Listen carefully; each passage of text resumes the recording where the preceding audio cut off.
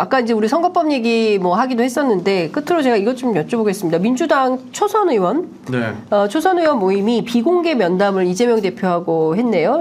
민병덕, 이탄희, 이하경 뭐 등등의 의원들이 했다고 하는데 연동형을 해야 승리한다. 그러니까 중요한 포인트는 이런 것 같아요. 내년 4월 총선을 앞두고 구도를 어떻게 짜느냐. 선거는 구도잖아요. 그래서 이 구도를 어떻게 짜느냐 굉장히 중요한데 민주당 내부에서는 연동형을 해야 승리한다. 그러니까 병립형으로 회귀하면 민주당이 오히려 진다. 이제 이렇게 보시는 것 같아요. 이 7분의 의원들은. 내부에 이런 논의가 있습니까? 있습니다. 기본적으로 연동형 주장하시는 분들도 있고 병립형 회귀 주장하시는 분들도 있어요. 팽팽하게 맞서 있기 때문에 지금 많은 토론이 필요한 거고 사실 이 토론을 계속 한다고 해서 의미는 크게 없다고 봅니다. 왜냐하면 둘 다 맞는 말이에요. 정답은 없기 때문에 이런 싸움이 지속될 것이고 아까 신인규 변호사 말씀해 주셨던 것처럼 결국에는 지도부에서 입장이 무엇인지를 천명하는 게 오히려 더 빠를 수도 있다라는 생각이 드는 거죠. 차라리 빨리 결정을 해버리는 게 낫다. 근데 조금 더 이야기를 해볼 필요는 있습니다. 왜냐하면 근데 뭐 권역별 비례제도 얘기가 나오더라고요. 권역별은 저는 반드시 해야 되는 제도라고 생각을 하고요.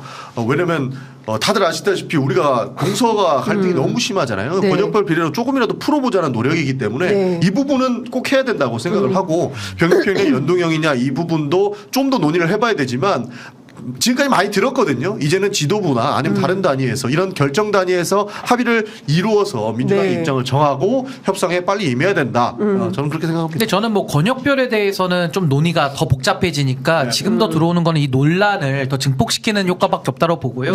우선 연동형에 대해서 이야기를 좀 해보자면 이거 저는 선거의 승리의 요소로 고민하면 안 된다고 봐요. 맞아요. 왜냐하면 대한민국 양당 정치로 지금 거의 다 골마서 터지고 썩어 들어가는 수준인데 여기서 또 병립형으로 회귀를 해서 양당제를 더 강화시키겠다? 여기에 누가 동의를 하겠습니까? 그래서 저는 연동형을 가면 그나마 지금의 양당제를 좀 뭐랄까 극복할 수 있는 여지가 열리거든요. 그래서 저는 이거를 선거 승리의 유불리로 자꾸 실리의 관점에서 보니까 결론이 안 나는 거고 명분과 당위성으로 보면 이미 결론은 끝난 얘기다. 그 선거법도 안 고치면 그대로 되는 거거든요. 근데 이거를 무리해서 선거법을 개정을 해서 또 과거 회귀로 하려고 하다 보니까 민주당은 실리를 고민했겠으나 저는 명분과 실리를 모두 다 잃을 것이다. 저는 그렇게 봅니다. 참 어렵습니다. 그래서 명분만 보면 쉽죠. 그 위성정당 얘기 좀 여쭤볼게요. 위성정당 금지법에 민주당의 75분 국회의원들이 저도 동의했습니다. 위성정당 출신 아니에요? 그러니까 위성정당이 꼼수잖아요. 결국에는. 그러니까 꼼수기 때문에 이 위성정당을 어떻게 방지할 것인가에 대한 고민은 당연히 있는 것이죠. 이거는 또 연동형 비례나 연동형이냐 아니면 그 병립형이냐 이런 논란을 떠나서 위성정당 자체가 잘못된 것이 맞기 때문에 이거는 좀 반대해야 된다라는 거예요. 사실 우리가 선거법이 허용하는 범위 내에서 선거운동을 해야 하는데 참 어렵거든요. 저 위성정당 선거운동 해봤지만 제가 민주당인데 민주당이라고 말도 못해요. 그리고 그 민주당을 이렇게 민주당이라고 주장하는 집단도 많이 나오게 되는 것이고 여러 가지가 연립하기 때문에 위성정당은 잘 못됐다라고 하는 부분들이 있는 것에 동의했던 것이죠. 저는 정치가 좀 원칙을 지켰으면 좋겠어요. 결국 원칙과 명분을 정치인들 스스로 내지는 한 정당들이 공당임에도 불구하고 공심보다는 사심 때문에 원칙을 그냥 헌신짝처럼 짓밟아 버리거든요. 그때는 일부 이익을 얻을 수도 있어요. 근데 오래가지 못하고요. 국민들에게 누적된 불신 그리고 국민들에게 정치 혐오를 양산시키는 부분은 결국 국회의 부메랑으로 옵니다. 지금도 검찰 수사 국회의원들 받아도요. 국민들이 동정도 안 해요. 그냥 오히려 그러면서 검찰 정치를 더 정당화해주는 명분으로 쓰이거든요. 그럼 이거 누가 초래한 거냐? 정치인들 스스로 법알기를 우습게 알고 꼼수와 위장과 뭐 이거 뭐 위성정당, 뭐 위장 탈당, 뭐 꼼수 정당 이런 걸 스스로 정치인들이 한 거거든요. 왜 그랬을까요? 결국 자신들의 이익, 눈앞의 이익 때문에 원칙과 명분 다 헌신짝 만든 건데 특히 민주당은 그래도 DJ 노무현을 계승한다라고 말을 한다면은 국민들이 가지고 있는 그분들에 대한 존경심이 있거든요. 저도 진영은 다르지만 노무현 대통령 굉장히 존경합니다. 그 길로 가는 것이 대한민국을 살리는 길이고 더 넓게는 민주당도 더 건강해지는 길이다. 저는 당내 구성원들도 본인들에게는 설사 공천에 불이익이 있고 뭔가 어려움이 있더라도 다 어려움을 감수하고 가는 것이 노무현 대통령이 3당 합당 때 이의 있습니다 하면서 끝까지 어려움을 지켰던 저는 그 길로 가는 것이다 이렇게 봅니다. 참 말하기 어려워가지고 제가 말을 좀 많이 아끼는데요. 저도 100% 동의합니다. 송영일 대표 구속됐잖아요. 민주당은 뭐 탈당한 개인이라서 뭐 논평하지 않겠다라는 입장을 밝혔는데 이 문제는 좀 어떻게 보세요? 어렵죠. 이거 참 이거 과도하게 사실 하는 것 같더라고요. 얼마 전에 입장 나온 거 보니까 이제는 배우자 접견도 금지하더라고요. 네. 그러니까 이 검찰 권력이 한 개인을 정말로 죽음에 이르기까지 괴롭히는 것 같은 느낌인 거예요. 그러니까 송영길 대표나 되니까 지금 이 상황 속에서 버티고 있는 것 아닌가 하는 고민이 있습니다. 네. 참 어려운 부분인 것 같아요. 저는 민주당이 그래도 민주당의 당대표 경선에 있었던 사건이거든요. 네, 네. 물론 네. 억울할 수 있지만 그래도 이런 사안에서 구속까지 나왔으면 전 정치적 입장 그렇죠. 당연히 당내에서는 송고하고 재발 방지를 위해서 뭐 제도적 노력까지 하면 더 좋고요. 네. 그런 입장을 당연히 저는 공당이면 내야 된다고 보는 것이고 저는 송영길 전 대표가 실정법상으로는 당연히 위법사항이 나오면 수사 받는 건 당연합니다. 그렇죠. 물론 과도한 수사는 지양돼야 되니까 그건 당연히 국회가 견제를 해야 되는 것이고요.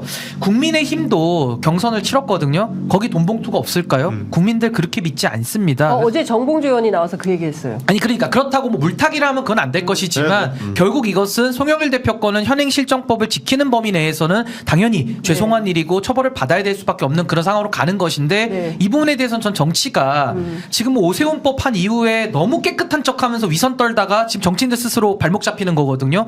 어떻게 선거를 치르고 사람이 움직이면 다 돈인데 최소 필요한의 그 자금들까지도 꽁꽁 묶어놓다 보니까 다 그냥 외줄타기 하면서 교도소 담장 옆을 지나가게 된 거거든요. 네. 그렇다면 국회 스스로 이 부분은 국민의힘도 입이 10개라도 할 말은 없을 겁니다. 근데 검찰이 수사 안 하죠. 자기 편이니까. 그러니까요. 그렇기 때문에 이것은 편향성 수사 논란으로 갈 수밖에 없기 때문에 국회가 제도 개선을 이런 문제부터 좀 해야 된다. 이 의견까지 저는 민주당이 좀 내야 된다. 이렇게 제도 개선해야 됩니다. 그래서 예전에 우리가 그 검수완박으로 네. 비화됐던 예. 검경 수사권 조정 이게 사실 나왔던 것이고 저는 이게 김건희 여사 특검보다 더 정치적 수사라고 생각합니다. 네. 송영길 대표가 출국 금지 당한 지가 벌써 8개월이 넘었어요. 네. 이제 수사를 진행하고 있는 것이거든요. 그전에는 뭐하고 이제 와서 했겠느냐. 지금 그냥 거론된 사람들 아무나 불러가지고 우사주기 하려고 하는 거예요. 그냥 민주당 집단 자체를 잘못된 사람으로 낙인 찍기 위한 그 정도의 수사인 겁니다.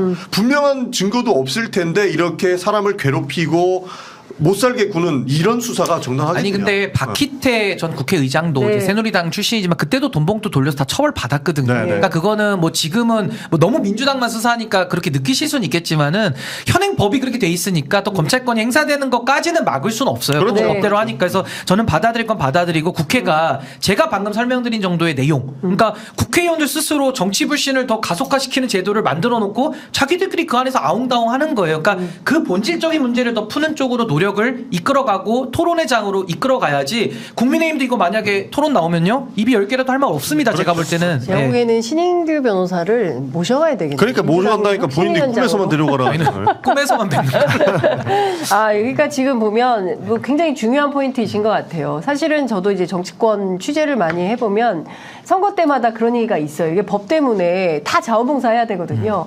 그러니까 뭐 최소한 움직이려면 차비는 있어야 되고 빨리 가려면 택시도 근데 제주가 타야 이제 뭐 되고. 밥값 같은 네, 거죠. 밥값도 밥은 먹어야 필요하고 돼. 이런 건데 그게 다 안 되는 거잖아요. 그러니까 그런 측면에서 일종의 활동비 같은 뭐 이런 거였던 거 아니냐라는 문제 지적을 하시고 그럼 그걸 제도 개선을 어떻게 할지에 대한 대안이 나와야 되는데 제가 한 말씀만 수사만 드릴게요. 하니까. 제가 한 말씀만 드릴게요.